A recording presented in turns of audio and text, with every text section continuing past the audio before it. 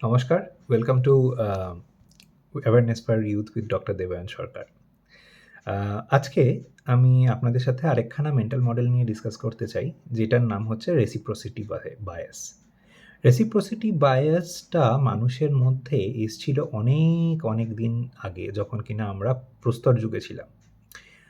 এইখানটাতে কি করা হতো, তখনকার দিনে তো আমাদের এত কোনো ইন্স্যুরেন্স ছিল না, না ছিল কোনো গ্যারান্টিড সিকিউরিটি যে আমরা পরের দিন বাঁচবো কি বাঁচবো না, তার কোনো রকম কোনো আইডিয়া ছিল না। তো সেই হান্টারদের আমলে বা শিকারীদের আমলে লোকজন কি করতো, যে আজকে ধরে নিন শিকার করে আনলাম, আমাদের পরিবারের খেয়েও উদ্বৃত্ত রয়েছে, তখন আমরা আশেপাশের প্রতিবেশীদেরকে ডেকে আনতাম আমাদের সেই ফুডটা শেয়ার করার জন্য। এইটা একটা সোশ্যাল ইন্স্যুরেন্স টাইপের কাজ করত। কেন? কারণ ধরে নিন কালকে বা পরশু আমি খাবার জোগাড় করতে পারলাম না, তখন যাতে আমার প্রতিবেশীও আমার খাবারের জোগানে খানিকটা হেল্প করে, যখন আমি শিকার করতে পারছি না বা আমি শিকার পাচ্ছি না। এই জিনিসটা আমাদের মধ্যে একটা ইনগ্রেইনড সোসাইটাল নেচার, একটা সামাজিক নেচার হয়ে গেছে লক্ষ লক্ষ বছরের হ্যাবিট থেকে।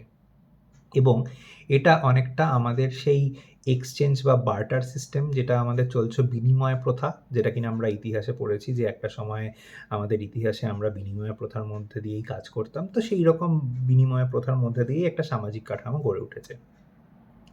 তো আপনি দেখবেন যে আমরা মানুষরা কখনো কারোর ঋণে থাকতে পছন্দ করি না। জেনারেলি কিছু কিছু ধর্ম আছে যেখানে কিনা ঋণ নেওয়াটাও বারণ আছে। তো মানুষ জেনারেলি ঋণে থাকতে পছন্দ করে না, এবং যখন ঋণে থাকে তখন একখানা মানসিক কুণ্ঠার মধ্যে দিয়ে চলতে হয়। তো অনেক সময় দেখবেন আপনি যে যখন আহ, আমাদেরকে কেউ কোনো একটা ইভেন্টে ইনভাইট করেছে, তখন আপনি যদি একবার সেই ইভেন্টে যান, তখন আপনি অব্লিগেশন ফিল করেন বা একখানা ঋণের মধ্যে ফিল করেন যে তাদেরকেও আবার আপনাকে ডাকতে হবে, আপনাদের বাড়িতে ইনভাইট করতে হবে। এটার কোনো গ্যারান্টি নেই যে আপনি হয়তো সেই বাড়িতে গিয়ে অনেকটা এনজয় করেছেন বা এরকম কিছু। এই জিনিসটা আত্মীয়দের মধ্যে হওয়াটা তাও একখানা ঠিক আছে, কারণ আপনি আত্মীয়দের মধ্যে অনেক ভালো করে একে অপরকে জানেন। অনেক সময় প্রতিবেশীদের সাথেও খুব ভালো বন্ধুত্ব হয়ে যায়। কিন্তু অনেক সময় আপনি আপনার অজান্তেই যেটা হয়, এটা স্পেসিফিক্যালি অফিস এনভায়রনমেন্টে বা অফিস কলিগদের মধ্যে যখন এরকম টাইপের আদান-প্রদান চলতে থাকে, তখন এই ব্যাপারটা আরেকটুখানি স্ট্রংলি ফিল হয়। কারণ সেখানে আপনাদের কোনো ইনেট বন্ডিং বা মানে জন্মগত কোনো একটা কানেকশন সেরকমভাবে নেই। যদিও এই ক্ষেত্রে আমি পরবর্তীকালে এটা রিলেশনশিপ রিলেটেড লোকজনের মধ্যেও কীরকমভাবে ওয়ার্কআউট করে, সেটাও আমরা পরবর্তীকালে ডিসকাস করব। তো আমরা অনেক সময় দেখেছি যে আপনি যখনই কোনো একখানা দোকানে যান, তখন সেই দোকানের কর্মচারীরা বা মালিক বলে যে, "আরে সাহাব কে লিয়ে কুছ লেকে আও" বা "আরে ওনার জন্য কিছু চা কফি নিয়ে আসো।" তো অনেক সময় আমরা এই জিনিসটার ব্যাপারে আম কনফিউজড হয়ে যাই যে যখন চা কফি খেয়ে নিয়েছি, তখন কি তার বিনিময়ে আমাকে একখানা কিছু দামি জিনিস এখান থেকে কিনে নিয়ে যেতে হবে? আমার কি একটা ৳৫ থেকে ৳১০ বা ধরে নিন ৳৩০ চায়ের আ বিনিময়ে কি আমাকে একখানা ১০-১৫ হাজার টাকার শাড়ি কিনে নিয়ে যেতে হবে? এই জিনিসটা খুব ফানি ইনসিডেন্ট, কারণ এই জিনিসটা আমি নিজেও আমার ওয়াইফের সাথে যখন দোকানে গেছিলাম, তখন এইরকম একখানা আ ইভেন্ট হয়েছিল। তো আমি এইসব ব্যাপারে খুব ক্লিয়ার থাকি আ যে ইট ডাজ নট ম্যাটার, আমার জন্য ম্যাটার করে না যে আমি কারোর থেকে চা খেয়েছি কিনা।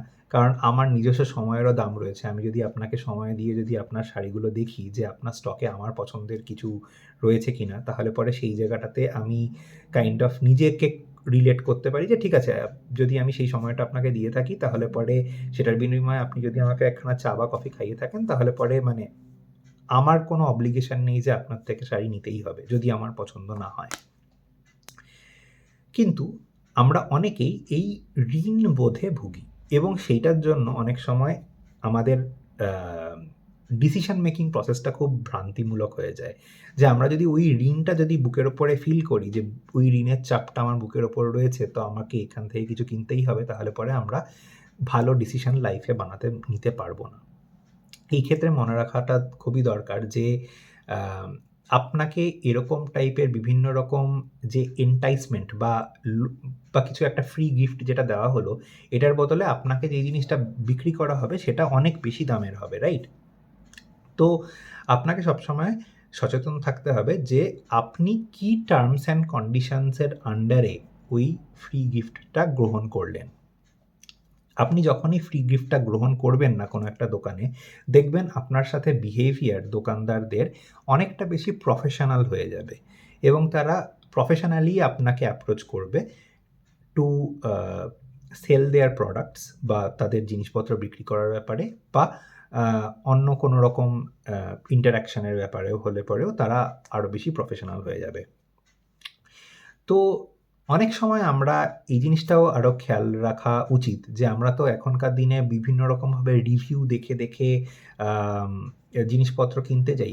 সিমিলারলি আমরা যখন অফিসে কাজ করি তখন অনেক সময় দেখবেন আপনার সাথে মানে অনেকদিন ধরে কেউ খুব হয়তো ভালো ব্যবহার করছে যেটা কিনা তার প্রিভিয়াস যে অ্যাকশন সে হয়তো একটা সময় খুবই এনিমিক্যাল ব্যবহার করতো বা মানে খুব একটা ভদ্র ব্যবহার করতো না। কিন্তু হঠাৎ করে দেখা গেল যে মাঝখানে খুব ভালো রকম ব্যবহার করা শুরু করা হয়েছে এবং পরবর্তীকালে দেখা গেল কারণ সে আপনার থেকে একখানা রিভিউ বা একখানা ফিডব্যাক নিতে চায় যেখানে কিনা সে এক্সপেক্ট করছে যে আপনার থেকে কিছু ভালো শব্দ বেরোবে। তার জন্য সে হয়তো আপনাকে পারসুয়েড করার চেষ্টা করছে যে আপনি যাতে একটা ভালো রিভিউ দেন। তার জন্যই আপনার সাথে ভালো ব্যবহার করাটা চলছে। তো এরকমভাবেই যখনই আপনার সাথে ভালো ব্যবহার করা হবে বা আপনাকে কোনো ফ্রিতে কোনো গিফট দেওয়া হবে বা যে কোনো রকমের এক্সট্রা পরিচর্যা করা হচ্ছে আপনার সাথে, আপনার মাথার মধ্যে ক্লিক করতে পারে যে এখানে কি আমি রেসিপ্রোসিটি বায়াসের এফেক্টে জড়িয়ে যাচ্ছি? এখানে কি আমার কীরকমভাবে আমার এখানে ইন্টারঅ্যাক্ট করা উচিত? আমরা অনেক সময় দেখবেন যে অনেক নিমন্ত্রণ করি বা নিমন্ত্রণ অ্যাটেন্ড করি, যেখানে কিনা হয়তো আমাদের অতটা পার্সোনাল কানেকশনও নেই। কিন্তু আমরা একটা সামাজিকতা মেইনটেইন করার জন্য করি। অনেক সময় গিফট দেওয়ার ব্যাপারটাও সেরকমভাবেই করা হয়ে যায়।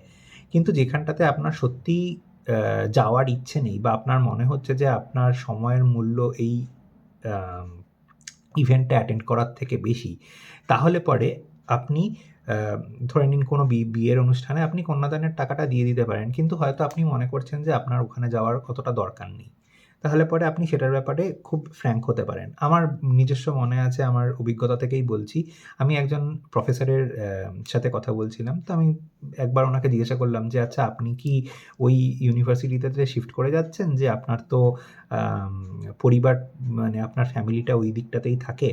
বলে, "না, না আমি ওখানে যাচ্ছি না। তার কারণ হচ্ছে গিয়ে আমি দ্য মোমেন্ট আমি ওখানে চলে যাব আমাকে প্রত্যেক কটা ফ্যামিলি ইভেন্ট অ্যাটেন্ড করতে হবে এবং সেটা আমি চাই না।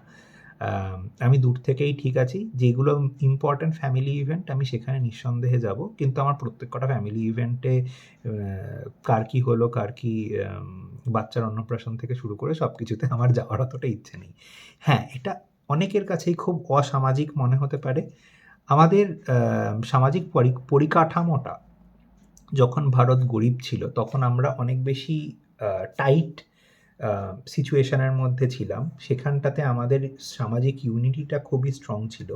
কিছু, কিছু ক্ষেত্রে সেই জিনিসটা মেন্টাল হেলথের অ্যাঙ্গেল থেকেও খুবই ভালো জিনিস। কিন্তু সেই জায়গাটার থেকে এখন ব্যাপারটা অনেক জায়গাতেই আমি বলছি না সর্বত্র, অনেক জায়গাতেই এটা খুব একখানা ট্রান্সাকশনাল বা বিনিময়মূলক হয়ে গেছে যে আ হয়তো হৃদয়ের কানেকশনটা নেই, হয়তো মানসিক কানেকশনটা নেই। কিন্তু লোকজন এই রেসিপ্রোসিটিটা চালিয়ে যাচ্ছে জাস্ট টু আম কিপ সামথিং অনগোয়িং, মানে কিছু একটা জিনিসকে কন্টিনিউয়াসলি চালিয়ে রাখার জন্য।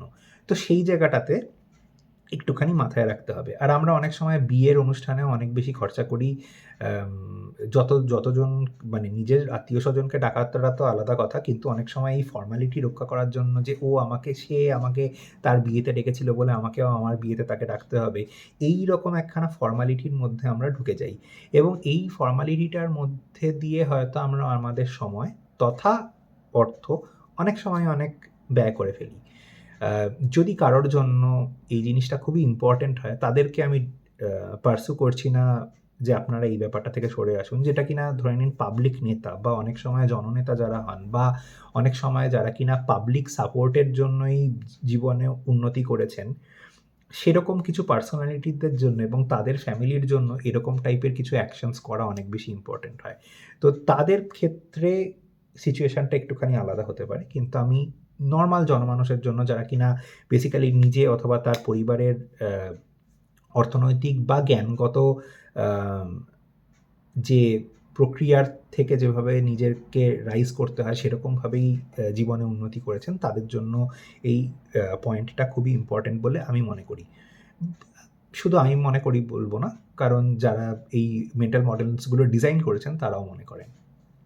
তো যেকোনো ফ্রিবি নেওয়ার ক্ষেত্রে এই জিনিসটা মনে রাখতে হবে যে এইটার পেছনে আমার পেছনে কি করা হচ্ছে। অনেক সময় অনেক ফ্রি জিনিসপত্র দেওয়া হয় যেটার পেছনে কিনা আম